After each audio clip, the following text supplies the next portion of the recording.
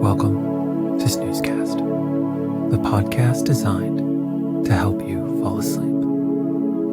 Find us on snoozecast.com and follow us on Instagram at Snoozecast to find behind-the-scenes content. If you would like to get an email once a week with upcoming sleep stories and other news, subscribe to the Snoozeletter at snoozecast.com.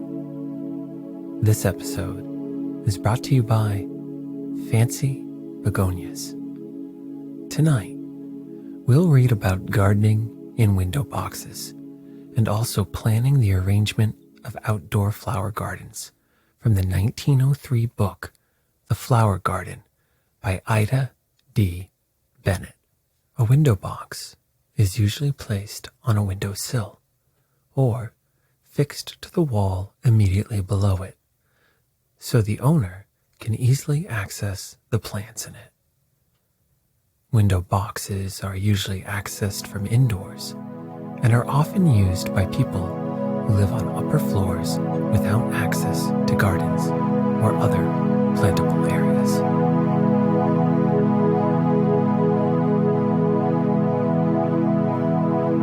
Let's get cozy. Close your eyes. Relax your body into the softness of your bed. Now, take a few deep breaths.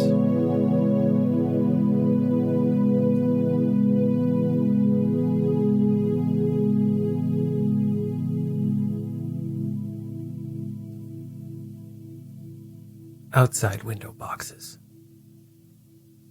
The outside window box is a thing of beauty if well cared for, a disfigurement if neglected. So greatly does it add to the cheerfulness and apparent size of the rooms under the windows of which it is placed that I should advise its use whenever practical. One of my most pleasant recollections is a window box full of heliotrope under a sitting room window, filling the room so full of perfume that going into it in the early morning was like stepping into a garden of fragrance. Window boxes do well in any window not shaded by porches, and the plants best suited to the light may be selected. Many plants too tender to bed out in the open ground may be trusted to the window box. Fuchsias, ferns, fancy-leaved caladiums, and various tuberous-rooted begonias, like the silver-spotted, known as angel's wing, are all lovely in the window box. Rubra and most of the begonias do admirably in a north window. For windows facing the street, where effect is principally sought, bright geraniums, heliotropes, and similar plants are preferable, provided there is sufficient sunshine to bring out all their rich coloring. The fancy-leaved caladiums may be used where bright effect is sought in a north window. The boxes used for this purpose should be as ample as possible, the full length of the window casing outside, and at least a foot wide and deep. They should be made of inch boards, closely fitted together, so that the sides shall not warp and allow the water to run through too freely, washing out and exhausting the soil. A hole may be made in the bottom at one end and provided with a plug for the escape of surplus water during continued rains. A piece of broken crock or other drainage must be placed over the hole on the inside of the box to prevent the earth working in and obstructing the free passage of water. The hot air of summer will shrink the earth away from the sides of the box, leaving a channel for the water to escape without properly soaking the soil. But if the surface of the soil is kept open, and the center left a little lower than the sides, this will be prevented. A little experimenting will show just how much water is needed to wet the soil properly without letting it run away. And this amount should be used daily during dry weather. Only as many plants as will do well in the limited space of 4 square feet should be planted in the window boxes. 5 erect plants and 3 vines are enough for a box of that size, and even these may need attention before the season is over, especially if in south or west windows. North or east boxes will usually keep their contents fresh until frost, but a west or south light makes great demands upon the vitality of plants confined within the limited area, and it is a good plan to leave geraniums and similar flowers in their pots that they may be easily exchanged for others when they grow shabby, cutting back and repotting the old ones for winter blooming if removed not later than August. A better plan is to have 2 boxes, starting one in the house in March, that it may be ready to place as soon as danger of frost is past, and the second one in June, that it may be ready to replace the first when needed. For the latter, the vines started in the house or hotbed in April will be available. Many flowers from seed will have reached sufficient size to be used for the second box. Plants that have been carried over from another season or purchased from the florist will be necessary for the first boxes. There is no more beautiful vine for a window box than the Morandia. It drapes more gracefully than any other vine I know, unless it be the wild cucumber, which attaches itself to the window screen in wreaths of exuberant bloom, drooping far below the window box and making a lovely background for scarlet geraniums. Its only fault is that it will grow shabby before the season is over, when it had better be pulled up and replaced by fresher vine that has been grown in a pot for the purpose and can be slipped into place without checking its growth. Outside window boxes. Perhaps no plant is more satisfactory for a south or west window box than a good geranium, either the dark, rich vermilion of the essay nut or the vivid scarlet of the Bruin. Both of these appear to be better advantage when contrasted with white flowers. Camphor geranium is excellent, being a freer bloomer than other white geraniums. And the giant white antirinum is especially vivid. Double white petunias and white phlox Drummondi are also good. Heliotrope is charming with scarlet and white.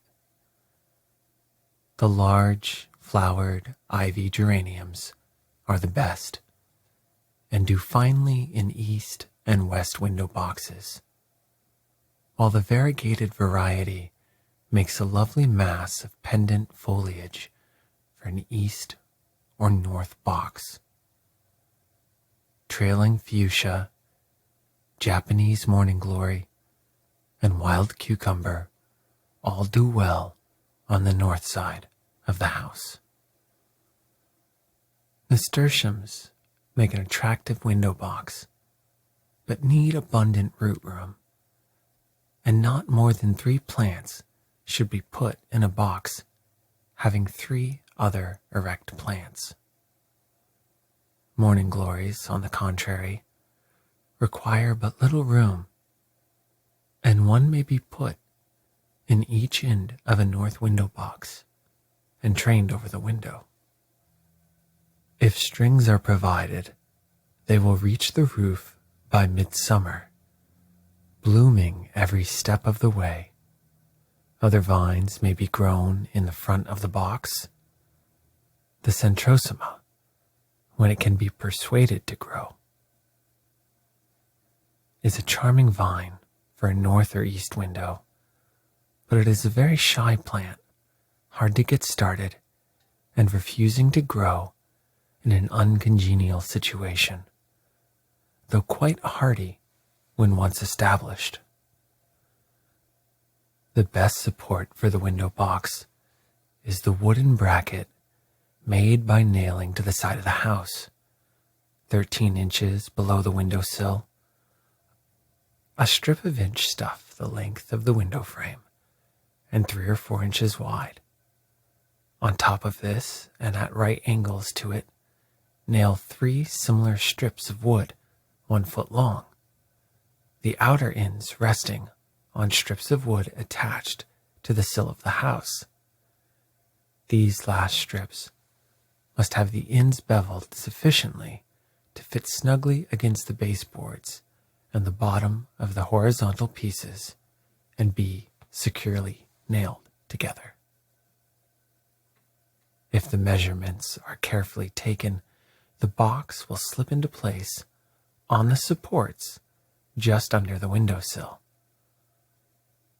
Paint boxes and supports to match the house. Window boxes may be kept in the cellar through the winter, or emptied, dried, and stored in a dry place, according to their contents. Always empty and thoroughly scald the boxes before using. In stocking window boxes, never put plants received by mail directly into them. They should be ordered early enough to pot and become established, the pots full of roots, by the time they are needed for the window boxes, when they may be slipped into place without disturbing the roots or checking their growth. Placed at once in the boxes in a sunny position, they would probably be lost.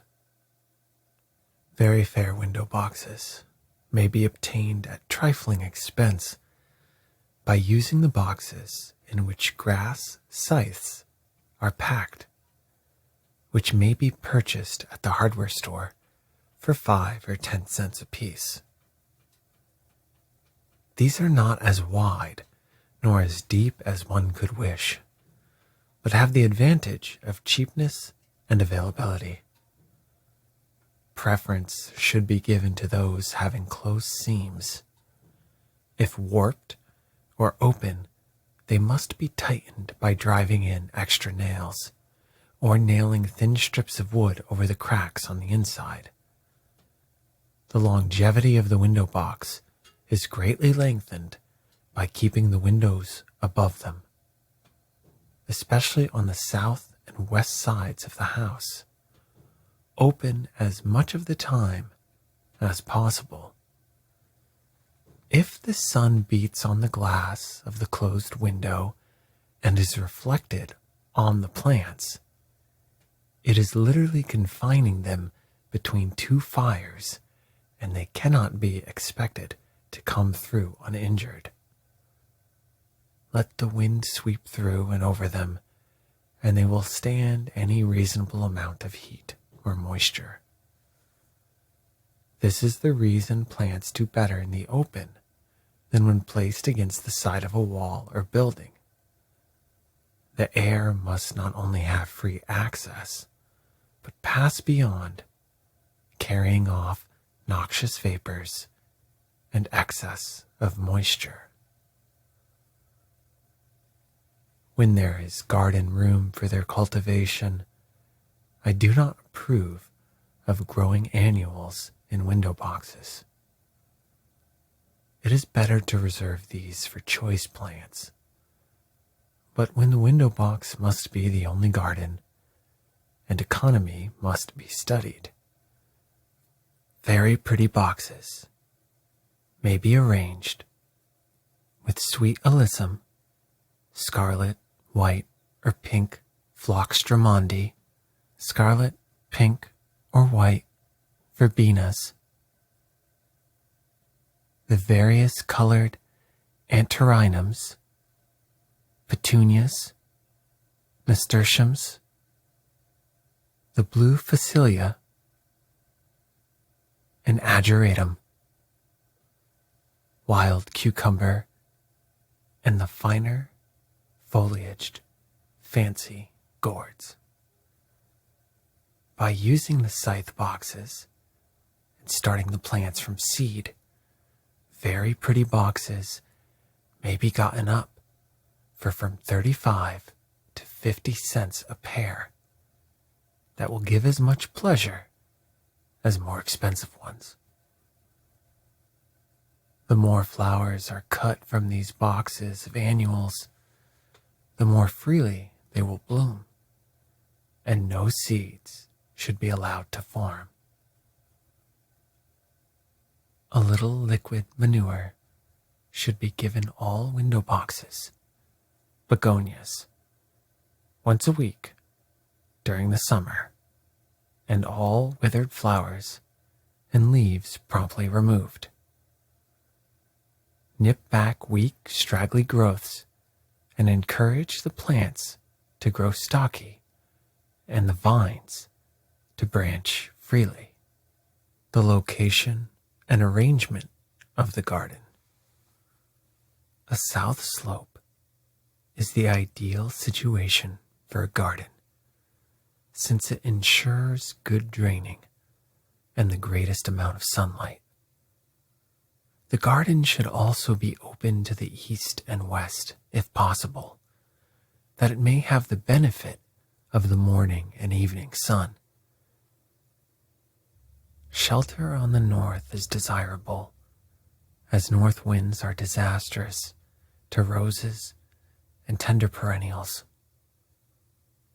Partial shelter on the west should be given in localities where the prevailing winds of winter are from that quarter.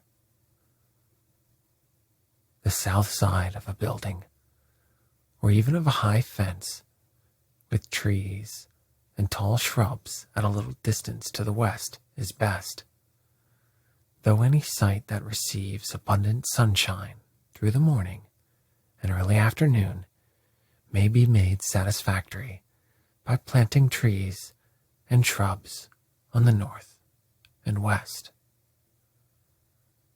The garden should always be at the rear or side of the dwelling, never in front or along the street.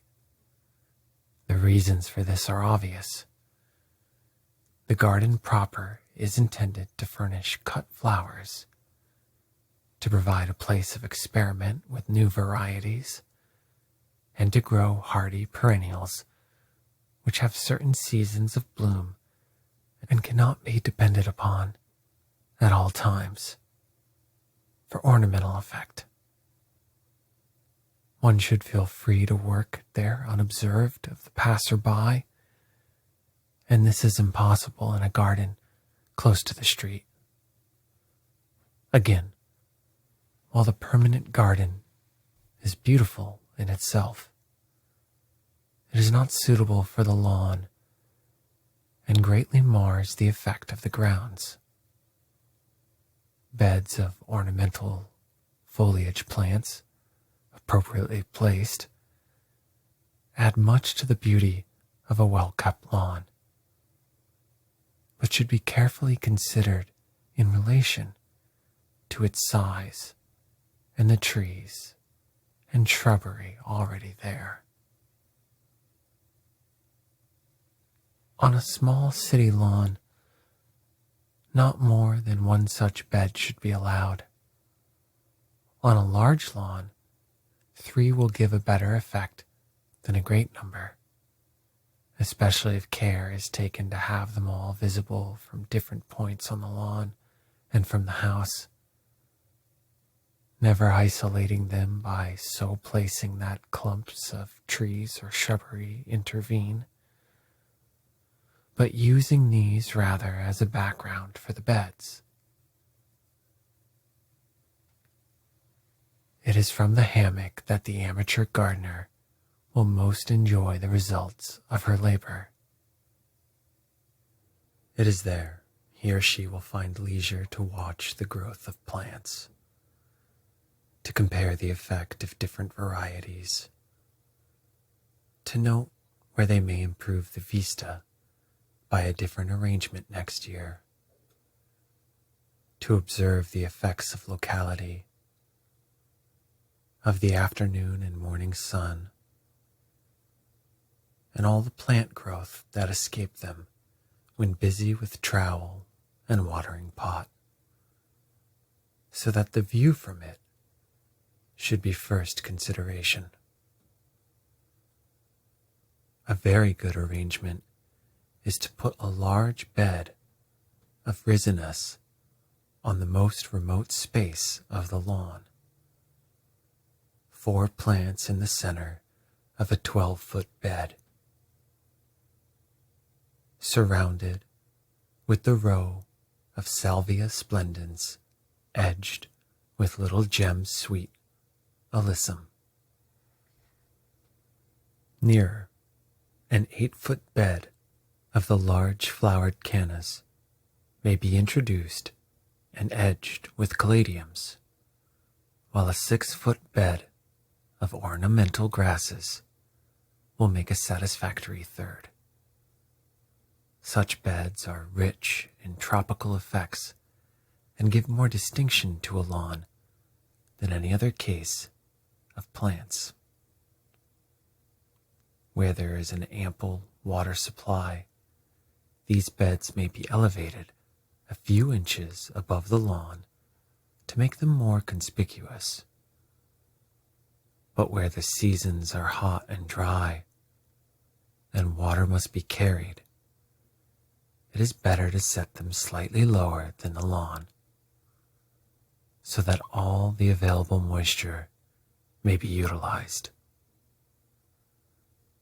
A few inches of margin must be allowed around the edges of beds on the lawn so that the mower may run close to the beds without injuring the plants, though even then it will be best to use the lawn shears.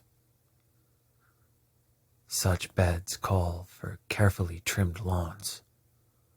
Unless the grass can be properly cared for, it is better to exclude flowers from this part of the grounds entirely, as it is time thrown away to plant flowers which will presently be hidden by tall grass and weeds.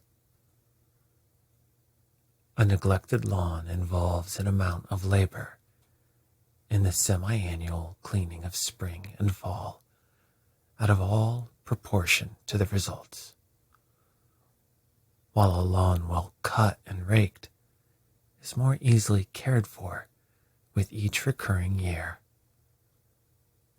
The grass growing clean and straight, and the rake and mower passing freely and easily through it.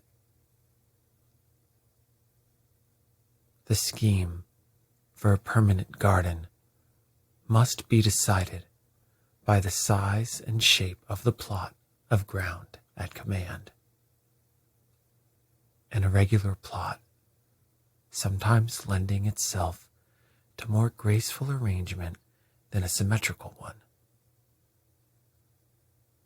The operation of laying out the beds will be the same, whatever the shape. Having decided the boundaries of the garden, it will be best to mark the outlines by a cord attached to pegs driven into the ground. The sod should then be removed from the entire area by cutting just below the crown of the grass. 2½ or 3 feet should first be allowed for walks. The beds may be placed to advantage by finding the center of the plot and driving there a stake to which a cord is loosely attached.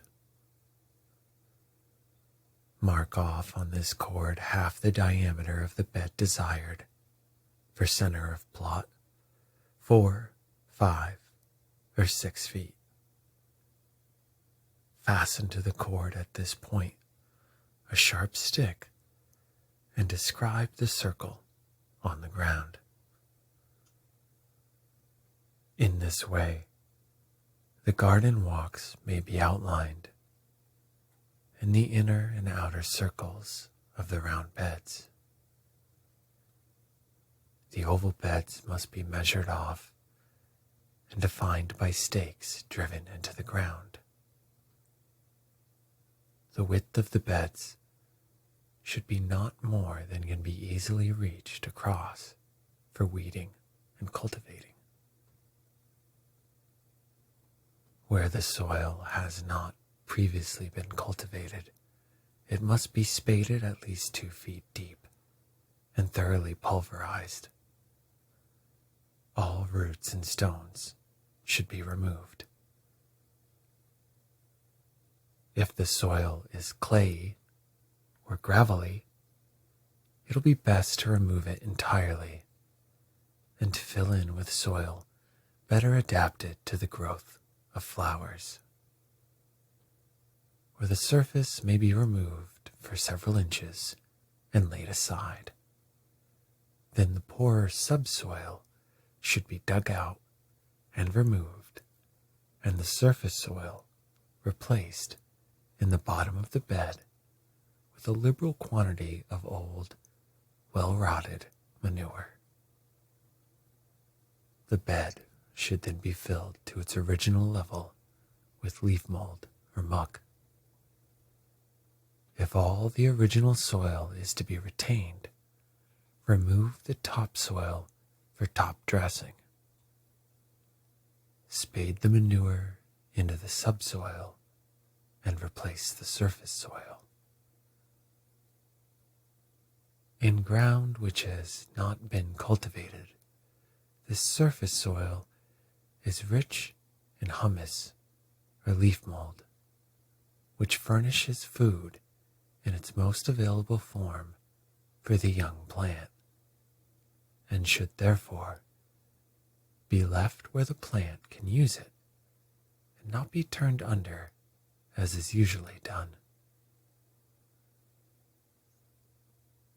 In making beds that have been worked before and need no enriching, excellent results may be secured by pushing a long spade into the ground the whole length of its blade and twisting it around. This breaks up and mellows the ground more effectually than turning it over, while it leaves the good soil on top where the young plant roots can get it. Later, when the plant grows sturdier and stretches out its roots in search of food, the manure-enriched earth in the bottom of the bed will attract and draw them down into its cool, moist depths, away from the heat and drought of the surface. But the young plants must have mellow, nourishing soil from the start, or they will perish before they reach this storehouse provided for the mature plant. Never prepare a garden by turning under the sod. I am well aware that this, together with turning under the surface soil, will be the method of the average man who has had some experience farming. But the flower grower cannot always follow farming methods with safety. After spading the beds, it will be well to enclose them with some such permanent material as brick, cement curbing, or narrow boards. 4-inch siding set in the ground an inch or more and held in place on each side by pegs of wood. Old wagon spokes, which can usually be found at the blacksmiths, are excellent for this. Make the cheapest and most quickly constructed enclosure, and may be quite covered with such border plants as dusty miller or phlox subulata. The boards may be given a coat of dull green paint or shingle stain before being put